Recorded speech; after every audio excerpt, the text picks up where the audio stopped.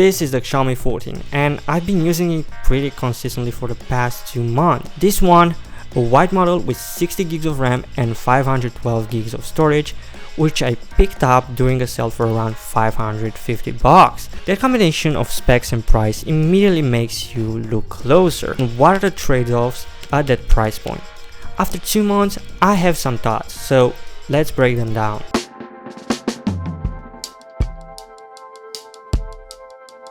First up, the unboxing. Pretty straightforward, but notably you get a 90-watt charging brick included. There's also a basic clear case, nothing fancy but useful for immediate protection if you need it. Picking it up, it definitely feels premium. It's got a reassuring density, solid materials. Xiaomi went with these very flat polished metal sides, which I like and hate at the same time. It's a both love and hate relationship. The look is clean, definitely echoes some other popular designs out there, iPhone, and the rails themselves feel very clean in the hand. The camera housing is preeminent. It's large, squared off module. Aesthetically, it's subjective, but for me, it feels a bit unbalanced on the back, actually quite ugly.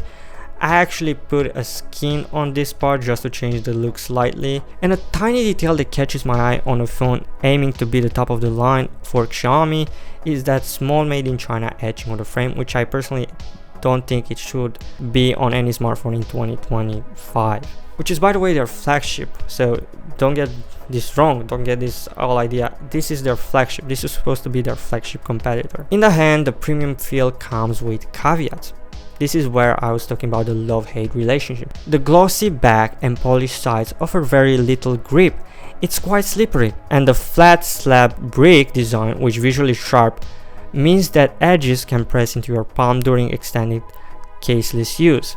Now most people will throw a case on it, which solves both issues, but if you're like me and prefer using your phone without a case, it's something to be aware of. Alright, let's talk about the display.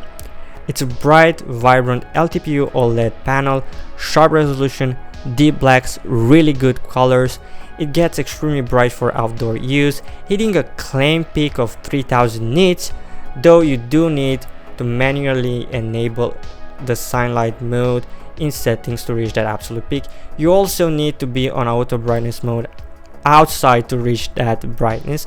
Otherwise, indoors it's just straight up fine. There's also the adaptive 1 to 120 Hz refresh rate that keeps things looking smooth. Overall, a very good looking display for media consumption.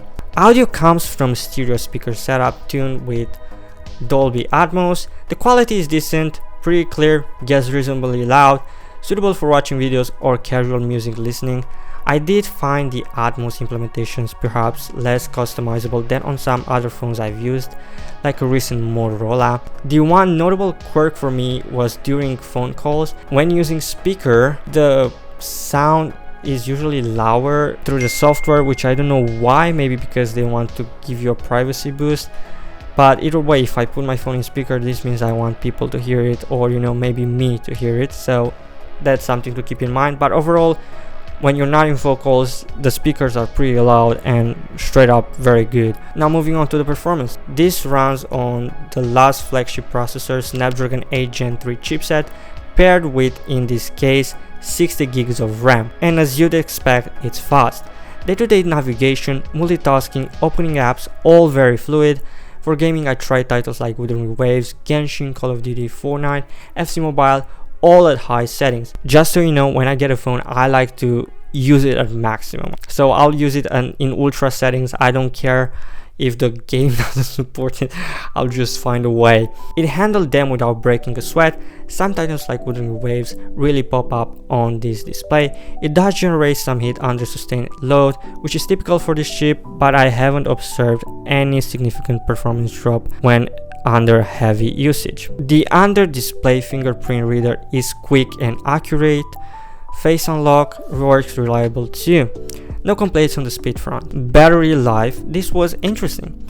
For the first week or two, performance was average. I was struggling to hit 5 hours of screen on time, but over time it seems like it learned my pattern usage and it adapted. Now I'm constantly getting through a full day with heavy usage, often hitting over 8 hours of screen on time and subtypes stretching into day 2. I know this is quite much, but what do you expect? I don't have a girlfriend. Also, for people that use their smartphone for 2-3 hours a day, this thing should last at least 2 days. Then there's the charging. The included 90-watt adapter is fast. Xiaomi also includes settings to potentially optimize battery health, like disabling the absolute fastest charging mode. Even with that one option disabled, I was seeing full charges in around 30-40 minutes. Compared to the charging speeds offered by some of the big players like Apple, Samsung and Google's, Xiaomi absolutely smokes them. The built-in battery analytics are also quite detailed, offering suggestions, which is a nice touch. For example, it was showing me things sometimes to disable, like NFC to save battery time, and it showed me like this is potentially saving 50 minutes of battery usage per day if you just disable this one. So those are great features. The OS is the Xiaomi HyperOS built on Android, and having come from a more stock Android experience recently, I was actually pleasantly surprised. It's visually quite different, definitely taking some inspiration from iOS in places like the control center, but it feels cohesive and very smooth, especially on the latest HyperOS 2.0 update. Animations are fluid and the customization is deep. You can change clock faces, fingerprint animations, even animation speed, or completely disabling them. It offers a polished experience with useful features like robust system widgets and Xiaomi's own suite of core apps, gallery, files, notes, which are quite good, especially that Pixels and stock Android smartphones don't usually have that pre-installed, and you just have to use the Google gallery or notes, which, come on guys, we give too much to Google already. If you appreciate the customization and feature depth often found in Android skins, while maybe liking some of the aesthetic choices seen in iOS, HyperOS sits in an interesting middle ground. There's a small notification capsule that should simulate Apple's dynamic island, but Xiaomi hasn't developed this that much. It only shows up when charging or enabling do not disturb mode so far for me. However, I would love to see this pop up whenever I get a notification, or when I'm playing music on Spotify or using navigation. It can be very useful, and I think Xiaomi should develop this feature more.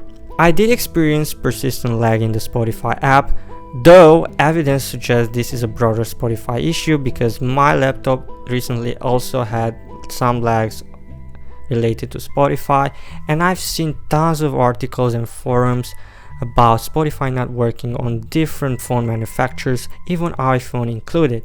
Also, the YouTube app's main interface seems limited to 60 Hz even when the display is set to 120 Hz. Also, no dedicated desktop mode like Samsung DeX or Motorola are ready for here, just standard screen mirroring via USB-C. Okay, cameras, there's the known prominent Leica branding here. In practice, photos in good light are generally sharp and detailed. You get 2 Leica color profiles, authentic for more natural tones and vibrant for punchier images. Honestly, I barely use the standard camera.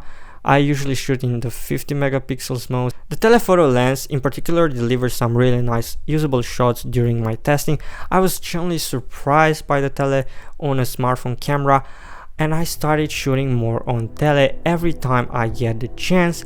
I just find it much more entertaining. So if you are going to get a smartphone, get one with a telephoto camera.